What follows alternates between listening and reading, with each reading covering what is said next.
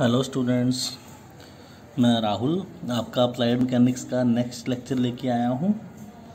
हमने previous lectures में आपको लॉ ऑफ फोर्स मैंने स्टार्ट करवाया था, जिसके अंडर में हमने law of parallelogram, polygon law of forces जैसे टॉपिक्स किए थे और उनके न्यूमेरिकल भी किए थे। तो उसमें अभी आपका एक ही टॉपिक बचता है, वो आपका है लेबनिज़ थ्योरम। लेबनिज़ थ्योरम आज इसी को करने जा रहे हैं। इसका डेरिवेशन है, आपको वही करवाना है, बस एक छोटा सा टॉपिक ही है ये, और ये आपका ऑलमोस्ट लास्ट लेक्चर ही होगा इस चैप्टर के अंदर में आपका। ओके,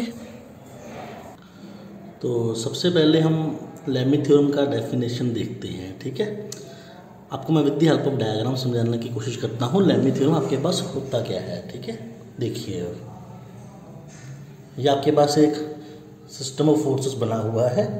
यहाँ पे आपका फोर्स P2 लग रहा है, यहाँ पे P3 है, यहाँ पे आपका P1 है। ठीक है, मीन्स आपके पास ये 3 साइड्स हो गई हैं।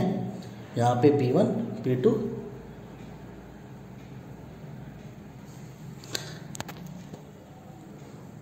And then P3। ठीक है, अब इनके बीच में एंगल मान लीजिए, यहाँ पे आपका एंगल अल्फ़ा है, यहाँ पे बीटा है और यहाँ पे गामा है, और इस पॉइंट को मैंने O पॉइंट का नेम दे लिया है। ठीक है जी।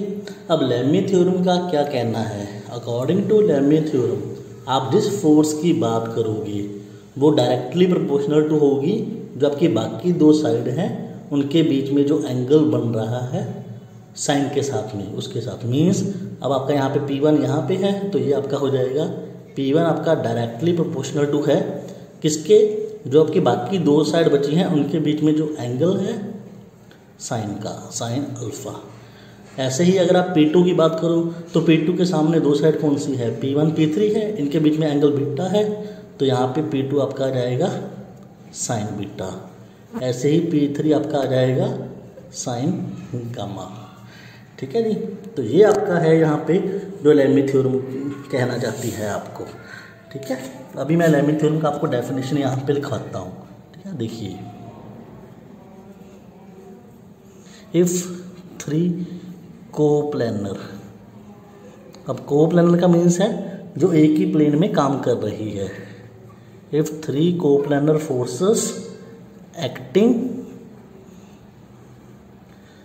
Eight a point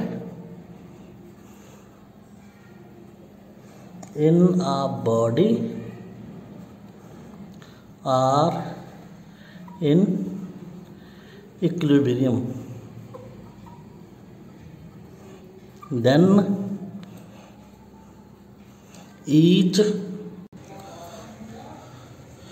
then each force is proportional to the sine of angle between the other 2 sides, ठीक है जी। तो ये सारा आपके पास लेबनिज़ थ्योरम का डेफिनेशन है। देखिए इसमें क्या बोला है? If 3 coplanar forces acting at a point in a body are in equilibrium then each force is proportional to the sine of angle between the other 2 sides. जैसा कि मैंने आपको यहाँ पे समझाया था, ये आपका पहला फोर्स हो गया। अब बाकी 2 फोर्स कौन सी है? P2 और P3 है। अब ये जो फोर्स है, ठीक है ना, ये क्या होगी? जो बाकी 2 फोर्सेस के बीच में जो एंगल बन रहा है साइन ऑफ एंगल, ठीक है ना, उसके प्रोपोर्शनल टू होगी। तो ऐसे ही ये निकाला था हमने P1, P2 एंड P3। तो ये आपके पास लेबनिज़ थ्योरम का डेफिनेशन हो गया। ओके, अब हमने इसका डेरिवेशन भी करना है, तो आपको मैं आगे लेबनिज़ थ्योरम का डेरिवेशन करवाता हूँ। मीन्स हम ये प्रूव करेंगे कि ये चीज़ पॉसिबल है। अब इसमें हमने प्रूव क्या करना है? हमने ये चीज़ प्रूव करना है P2 sine beta then P3 sine gamma. ये आपका लेबनिज़ थ्योरम का एंड रिजल्ट होता है, इसी को हमने यहाँ पे प्रूव करना है। ठीक है जी, तो अभी देखिए इसको हम प्रूव करेंगे। तो डायग्राम आपके पास यही दोबारा से यहाँ पे बना लेते हैं, इसी के ऊपर आपका स्टडी करेंगे फुल। ठीक है। वही फोर्सेस के नेम दे लिए, हमारा ये था P3 फोर्स था, ये आपने यहाँ पे P2 बनाया था, और ये आपका P1 फोर्स था, ठीक है। अब क्या करिए, इस जो ऊपर डायग्राम है इसको पैरेललोग्राम में कन्वर्ट कर लीजिए। अब पैरेललोग्राम में क्या होता था, जो अपोजिट साइड्स हैं वो सेम होती थी, मीन जितना साइड यहाँ पे है उतना ही साइड यहाँ पे बना लीजिए, ऐसे ही जितना साइड यहाँ पे है उतना ही साइड आपका यहाँ पे बना लीजिए, तो ये आपका पैरेललोग्राम बन जाएगा, ठीक है जी। अब अपोजिट साइड सेम होती है, मीन्स अगर ये P1 है तो आपका ये भी P1 होगा, अगर ये P2 है तो आपका ये भी P2 होगा, ठीक है जी। ये पॉइंट आपका O पॉइंट था, ओके। अब इस डायग्राम को आगे एक्सटेंड कर लीजिए, तो ये आपका P3 हो जाएगा यहाँ पे, ठीक है जी। तो ये आपका बन गया P3। डायग्राम समझ में आ जाएगा आपको इजीली, ठीक है ना। इसी डायग्राम को एक्सटेंड किया है, इसके पैरेलल में यहाँ पे लाइन ड्रॉ कर दी, इसके पैरेलल में यहाँ पे लाइन ड्रॉ कर दी, और इसको पैरेललोग्राम में कन्वर्ट कर लिया है हमने, ठीक है। अब यहाँ पे आपके पास दो ट्रायंगल बन गए, एक ट्रायंगल ये है, एक ट्रायंगल ये है, ठीक है ना, ये ट्रायंगल है ना। अब हमने क्या करना है, बस एक ट्रायंगल उठा के उसके अराउंड ही हमारा सारा स्टडी यहाँ पे घूमेगा, ठीक है। तो ट्रायंगल बनेगा तो हम यहाँ पे एंगल भी बना लेते हैं सारे। अब जैसा कि हमने ऊपर देखा था, ये बीटा था, ये अल्फ़ा था आपके पास, तो ये आपके पास था अल्फ़ा, ये आपके पास था बीटा।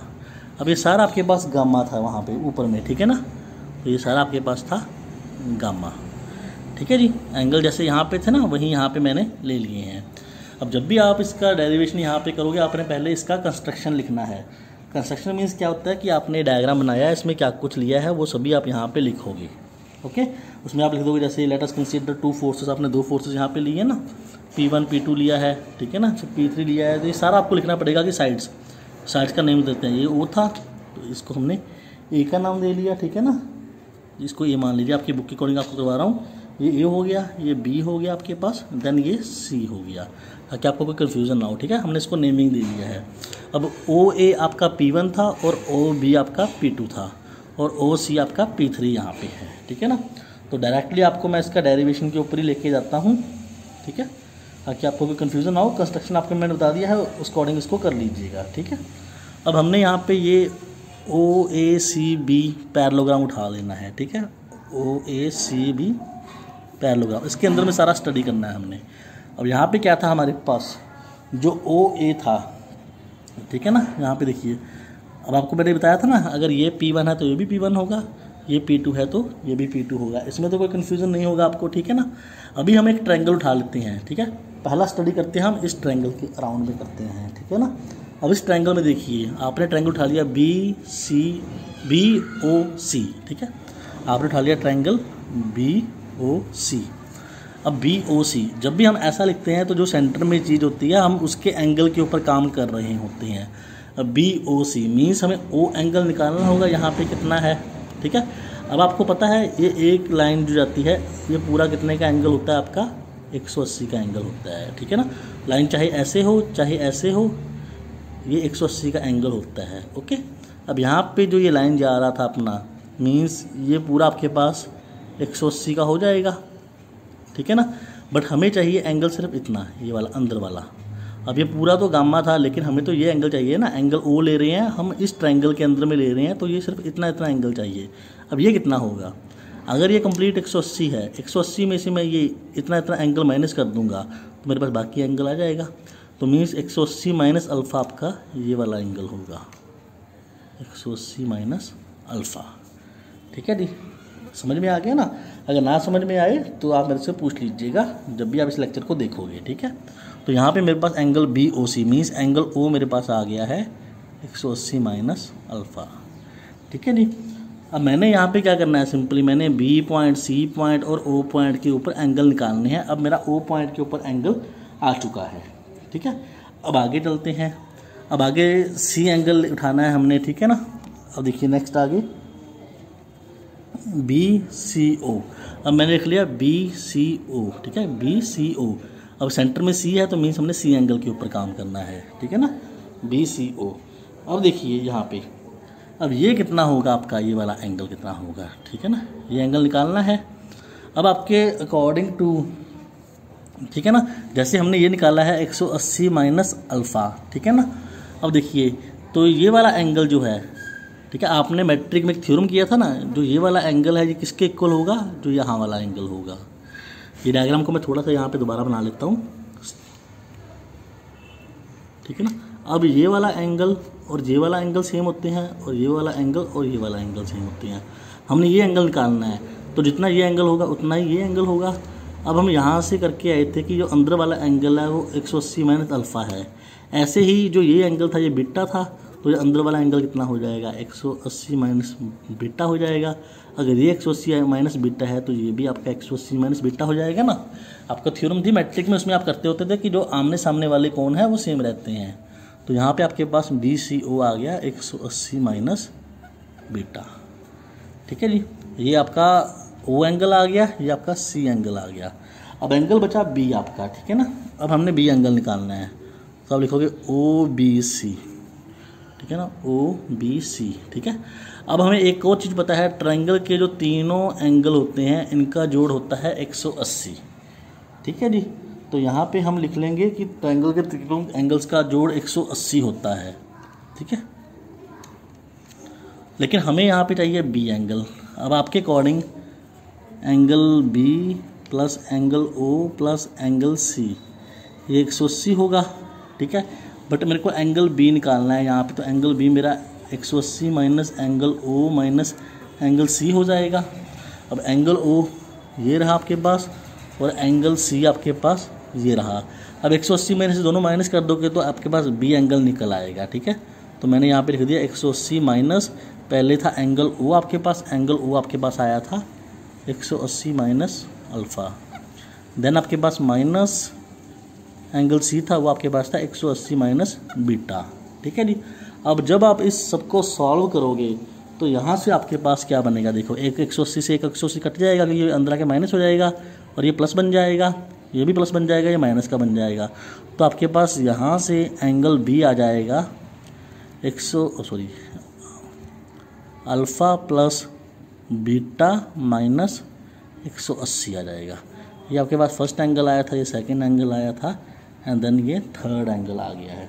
अब ऊपर में देखिए कितने अच्छे अच्छे आंसर आ रहे थे, 180 माइनस अल्फ़ा, 180 माइनस बीटा, लेकिन यहाँ पे अल्फ़ा प्लस बीटा माइनस 180 आ गया। अब हम चाहते हैं जो आपका ये एंगल आया है ये वाला, ये भी इसी फॉर्म में आए, तो उसको फर्दर हम थोड़ा सा स्टडी करेंगे। अब वापस डायग्राम के ऊपर आइए।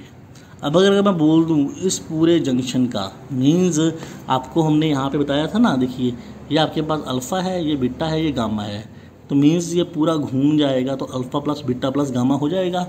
अब ये पूरा अगर घूमेगा तो एंगल कितने का होगा, तो ये सर्कल बन गया ना। तो मीन्स तीनों का जो जोड़ है आपका वो 360 होगा। तो मीन्स यहाँ पे मैं लिखूँगा मेरा alpha plus beta plus gamma, अगर मैं तीनों को जोड़ता हूँ अकॉर्डिंग टू डायग्राम तो मेरा बनता है 360 डिग्री, ठीक है ना। ये हमें ज्योमेट्री से पता लग रहा है, ठीक है ना, डायग्राम से। अब क्या कीजिए, दोनों साइड आप 180 माइनस कर दीजिए, ठीक है। जब इधर 180 माइनस करेंगे तो ये आ गया, और जब इधर 180 माइनस करेंगे तो ये आपका 180 रह जाएगा, ठीक है ना। मैंने क्या किया, बोथ साइड्स में से 180 को माइनस किया, बोथ साइड्स सबट्रैक्ट बाय 180, मैंने दोनों साइड में से 180 को माइनस कर दिया है, ठीक है जी। अब इसको और शॉर्ट करते हैं। आपके पास था अल्फ़ा प्लस बीटा, अब 180 को इसके साथ में लिख लें तो ये बन जाएगा, और इसको साइड में लिख लेते हैं तो ये बन जाएगा, ठीक है जी। अब हम देख के आए हैं ये आपका किसके इक्वल होता है, एंगल B के इक्वल होता है। मीन्स अब मैं इसकी जगह पे अपना यहाँ से ये लाइन लिख के एंगल B डाल सकता हूँ, तो मेरा यहाँ पे बन गया angle B plus gamma equal to 180, और यहाँ से मेरा एंगल B आ गया 180 माइनस गामा, ये आपका बन गया फोर्थ इक्वेशन। अब देखिए जैसा ये है आपका एंगल B, वैसा ही आपका एंगल O था, ऐसा ही आपका एंगल C था, तो तीनों अब सेम फॉर्म में हमने यहाँ पे कन्वर्ट कर लिए हैं। अब आगे हमने साइन रूल यहाँ पे लगाना है, ठीक है ना। अब हमने यहाँ पे साइन फार्मूला लगाया। अब साइन फार्मूला हमारा क्या कहता था, जो साइड ले रहे हो उसके ऑपोजिट जो साइड है दो, उनके बीच का आपने यहाँ पे एंगल लेना है, ठीक है। तो हम यहाँ पे स्टडी कर रहे थे, तो यहाँ पे आपका पहला लाइन क्या आ गया, ये आपका बी पॉइंट था, B to C, B C divide by, अब बी सी ये साइड आपका, ये ट्रायंगल था ना, हम इसी ट्रायंगल के अंदर स्टडी कर रहे थे ना, अब ये साइड है, ठीक है। अब एक साइड ये हो गया, अब दूसरी दो साइड कौन सी है, ये दोनों साइड ये है। अब इनके बीच में एंगल कितना है, यहाँ वाला है। अब यहाँ वाला एंगल कितना था, 180 माइनस अल्फ़ा, तो आप यहाँ पे लिखोगे साइन 180 माइनस अल्फ़ा, ठीक है। देन आपका इक्वल टू, अब सेकंड साइड आपका कौन सा था, ये P1 था, तो P2 आपका ये था, ठीक है। तो ये कितना था, O2B, या BO लिख लीजिए, चाहे OB लिख लीजिए, BO।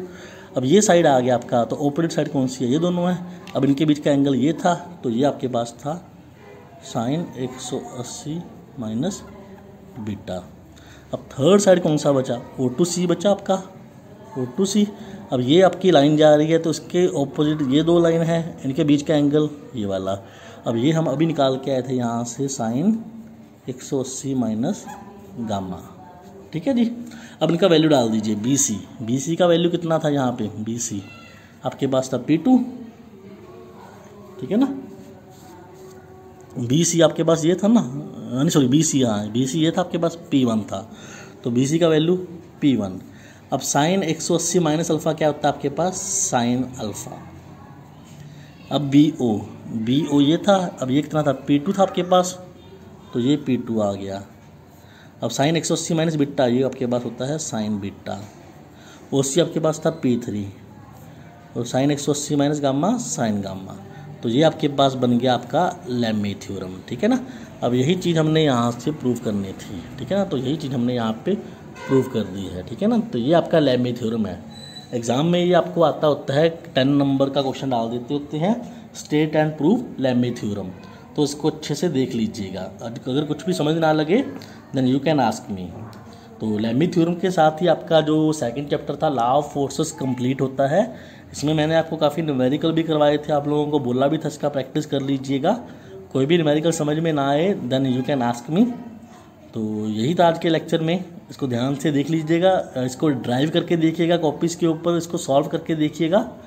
कुछ भी समझ ना लगे तो मेरे को पूछ लीजिएगा। अब जब भी अपना नेक्स्ट लेक्चर लगेगा, नेक्स्ट उसमें हम नेक्स्ट चैप्टर स्टार्ट करेंगे, मूवमेंट्स, ठीक है जी। तो चलिए मिलते हैं फिर नेक्स्ट लेक्चर के अंदर। Till then goodbye, okay bye bye.